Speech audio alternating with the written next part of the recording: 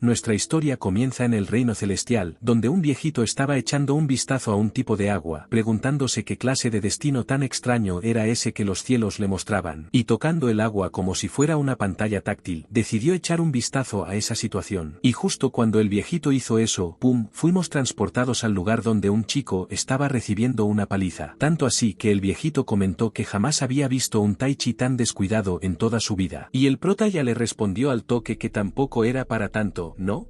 Y este tipo, por si alguien no lo pilló, es nuestro protagonista, un discípulo externo de la secta Odan, y su nombre es Yeon Seon-un. Entonces el juez le gritó al prota que se callara y dejara de decir tonterías en medio del combate, así que tuvo que disculparse, pero, o sea, acaba de escuchar algo, ¿no? En ese instante, el viejito allá arriba comentó que aparentemente el prota logró oír su voz. Y ahí el prota se quedó mirando a los lados, preguntándose de dónde diablos venía esa voz. Y al ver eso, el oponente del prota se sintió medio humillado, tanto que se le fue encima sin pensarlo. El prota hasta intentó bloquearlo, pero fue una finta. Y claro, por eso el prota terminó recibiendo un tremendo puñetazo en las costillas. Y su oponente empezó a gritarle que como se atrevía a distraerse y a ignorarlo justo cuando lo tenía delante, y que por eso mismo iba a morir a sus manos. El oponente también era un discípulo externo de la secta Odan, y se llamaba también Yeon Seon-un. La audiencia, mientras tanto, ya estaba diciendo que era súper divertido ver al prota recibiendo otra paliza. O mejor dicho, el prota había retado a Siu a una pelea, y una vez más perdió feísimo. Y al parecer, no era la primera vez que pasaba, porque ya la gente andaba diciendo que la única habilidad del prota era, pues, recibir golpes. Volviendo a la pelea, ¿realmente era eso lo que estaba pasando? Internamente el prota hasta intentaba responderles, pensando que eso no iba a durar para siempre. Así que, motivado, se lanzó al ataque. Pero lo intentó,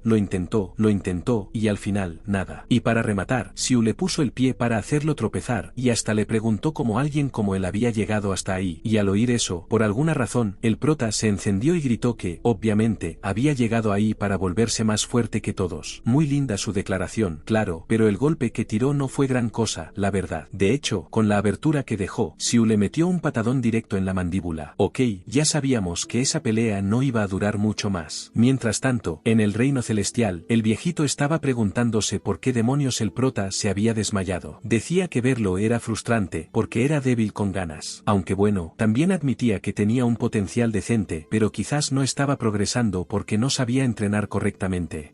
Y ese viejito, ni idea de quién es exactamente, pero si está en el reino celestial, seguramente es alguien fuertísimo. Volviendo al prota, que seguía inconsciente, empezó a tener un flashback, sí, medio viajado, donde pensaba que siempre quiso ser un artista marcial, porque ellos le hicieron ver que una persona hecha de carne y hueso no está hecha solo para arrastrarse por el suelo. Y esa pequeña admiración que tenía en la infancia se convirtió en envidia, que luego se convirtió en motivación, y por eso terminó uniéndose a la secta Dan como discípulo externo. Pero tal vez, como no tenía ningún talento desde el inicio, siempre acababa así, molido a golpes y sin conciencia. Mientras pensaba todo eso, la voz del viejito del reino celestial lo estaba llamando para que despertara. El prota, medio dormido, pensó que era su papá y pidió 5 minutos más. Obviamente, el viejito subió el tono, y eso hizo que el prota se levantara de un salto gritando, asustando a todos los que estaban cerca. El viejito siguió hablando, diciendo que aparentemente el prota era el único que podía oír su voz. Y mirando alrededor, el prota se dio cuenta, claro, aunque todavía pensaba que era telepatía o algo así. Pero el señor celestial le dijo que, obviamente, no había nadie en la secta Dan con ese nivel de habilidad. Y como no, el prota soltó la pregunta más lógica, ¿quién demonios era esa voz? En ese momento, el viejito se presentó como Zan Sangfen, y bueno, para entenderlo un poco mejor, él era conocido por apodos como Zan el descuidado, el taoísta desorganizado, básicamente, un excéntrico que trataba a todos por igual, desde emperadores hasta campesinos, sin importar su origen. Como artista marcial y taoísta, era famoso por desarrollar aún más la filosofía taoísta y fundar la secta Dan, y además, era conocido como el inventor del Tai Chi, que es justo lo que el prota estaba haciendo. Ante todos esos datos, el prota preguntó si era ese Zan Sangfen que él conocía, y la voz respondió que sí, pero el prota no reaccionó mucho, lo que sorprendió al viejito, porque esperaba que flipara un poco. El prota dijo que no estaba sorprendido, lo cual dejó al viejito medio confundido. Pero el prota le soltó, mira, ¿qué es un pedo para quien ya está cagado? Si me vuelvo loco ahora, da igual. Así que Zan le preguntó si tuviera que elegir entre algo especial o anormal, ¿preferiría ser alguien especial? Porque si era cualquiera de las dos, tenía que ser rápido en entender las cosas si quería mejorar en las artes marciales. Pero mientras Zan le soltaba ese sermón, el prota de la nada empezó a hacer un muñequito muñequito de piedra. Dijo que lo hacía porque le daba tortícolis mirar esa estatua gigante, así que hizo una versión mini. Aunque claro, estaba ahí hablando solo con los muñequitos, y en eso llegó alguien y le preguntó qué rayos estaba haciendo, que ya era hora de revisar sus duelos. El prota agradeció y todo, pero igual el tipo se fue pensando que era rarísimo. Mientras tanto, internamente, el prota reflexionaba que esas sesiones de revisión estaban destinadas a señalar lo que habían hecho bien o mal durante los entrenamientos. Pero resulta que John Siu es de esos tipos que usan las revisiones como excusa para volver a golpear una y otra vez al prota. Y claro, el prota nunca se iba a echar para atrás, no es un cobarde que huye de una pelea, porque su objetivo siempre ha sido ganar. Al final, él quería convertirse en el más fuerte. Ante esa situación, Zhang Feng comentó que el prota parecía tener problemas, y él respondió que más o menos. Pero Zhang Feng señaló que estaba sonriendo demasiado para alguien con tantos problemas encima. El prota solo dijo que quizás era raro, y que tal vez a Zhang Feng le gustaban las cosas raras, ya que estaba hablando con él. Zhang Feng respondió que no es que le gustaran, es que le encantaban las cosas raras. Un tiempo después, ya durante la revisión del entrenamiento, el prota volvió a recibir una paliza. Sin embargo, Xiu fue reprendido por estar lanzando golpes directos al prota, ya que la idea era solo repasar los movimientos, no intercambiar puñetazos. Pero el prota sabía que eso fue solo un regaño de fachada, ya que John Siu tenía tanto respaldo que hasta los discípulos internos de la secta iban con cuidado cerca de él. En ese momento, Zhang le preguntó al prota si no quería hacerlo a su manera, pero el prota no entendió nada. Y para rematar, el juez le dijo que se concentrara en la pelea, y preguntó qué movimiento podría haber usado cuando fue golpeado en la mandíbula, en lugar del codazo de la mano oculta. En eso, el viejo Zhang comentó que debería haber usado los 6 sellos y 4 cerraduras, y al oír eso, el prota prácticamente lo dijo en voz alta. Ante esa respuesta, Xiu comenzó a burlarse de él, preguntando cómo iba a usar los 6 sellos y 4 cerraduras desde tan cerca. Y luego de decir eso, se lanzó directo hacia el prota. Para resumir la pelea, el prota logró defenderse del golpe, recuperó el equilibrio, y cuando vino la patada de Xiu, la bloqueó y lo lanzó hacia atrás, haciéndolo tambalearse. Extendió las manos y le tapó la vista, lo cual enfureció aún más a Xiu. Esquivando el siguiente ataque, el prota logró activar los 6 sellos y 4 cerraduras. Al ver eso, todos quedaron boquiabiertos, incluso el juez, que comentó que sus movimientos se veían muy naturales. Cuando Xiu, completamente fuera de sí, se lanzó otra vez, el prota simplemente estiró los brazos y volvió a ejecutar la técnica, lanzándolo a volar por los aires, sorprendiendo a todos. Mientras tanto, mirando sus manos, el prota se preguntaba si eso había sido de verdad los 6 sellos y 4 cerraduras. Zhang le preguntó qué opinaba, y él respondió que, obvio, estuvo genial como una chancleta. Pero mientras hablaba con Zhang, la gente pensaba que el prota había aspirado a algo raro. Zhang se echó a reír, diciendo que no entendía por qué los cielos habían hecho eso, pero le preguntó al prota que pensaba de aprender artes marciales con él. Obviamente, el prota aceptó sin dudar. Más tarde, en ese lugar donde se puede ver todo, Den aceptó, no sabemos bien qué, pero lo aceptó, y hasta miró sus manos, pero de la nada Zhang preguntó si eso era para presumir. Además, se parecía un poco a esos dibujitos de la era de hielo. El prota se disculpó y le hizo una pregunta a su maestro. Si él era real, entonces debía estar en el reino celestial, ¿no? Zhang Feng respondió que sí. Entonces el prota dijo que eso debía significar que el cielo era un lugar espléndido y cómodo, ¿verdad? Pero Zhang Feng soltó que en realidad era una porquería. Y sí, lo dijo literalmente, una mierda. El prota se quedó medio confundido. ¿Realmente podía hablar así estando en el cielo? Zhang Feng dijo que ni siquiera tenía estatus allí, que, por ejemplo, el macho cabrío de la arma andaba arando los campos bajo el sol todo el día, mientras que el sabio demonio celestial básicamente era el basurero de todos, o mejor dicho, el que cargaba la mierda ajena por ahí. Además, siempre daba problemas cuando se emborrachaba, y para colmo, era el que cuidaba del infierno. Al escuchar demonio celestial, el prota casi se hizo encima, porque, demonio celestial, ese tipo debía ser poderosísimo. Zen continuó diciendo que pensó que todo mejoraría con el tiempo, pero terminó muriendo como un idiota y sin dejar sucesor. Si lo hubiera tenido, no estaría pasando penurias allí. Y ya que hablamos de eso, Zen le echó un vistazo al prota y comentó que él tenía potencial. Claro, no sabía que había hecho el espejo celestial para romper la barrera celeste y crear ese misterio, pero seguro tenía una razón, ¿no? Quizás para aprender sobre causalidad, o lo que fuera esa teoría rara que él mencionó. Mientras tanto, el prota no entendía ni papa de lo del espejo, la barrera, la causalidad, ni nada. Zen solo le dijo que por hoy ya era suficiente, que al día siguiente seguirían. Y bueno, al día siguiente, en el patio exterior de la secta Wudang, se explicó que, al igual que el prota, algunos discípulos allí estaban genuinamente interesados en las artes marciales. Sin embargo, algunas familias ricas solo metían a sus hijos para que tuvieran el estatus de ser discípulos externos de la secta Wudang, porque aunque tengas buenas conexiones, el segundo y tercer hijo siempre son vistos como un estorbo. Pero así como hay oscuridad, también hay algunas luces y dibujitos extraños. Por ejemplo, Junshou, del clan de Ok-Pung Yeon. Y bueno, por algún motivo, todos odiaban al prota solo porque se atrevía a enfrentarlo. Y ese probablemente era el motivo por el que eran tan fríos con él. El prota reflexionó que seguramente Xiu buscaría venganza, así que tenía que prepararse. Y hablando de Xiu, estaba en la sala médica por alguna razón, y literalmente estaba temblando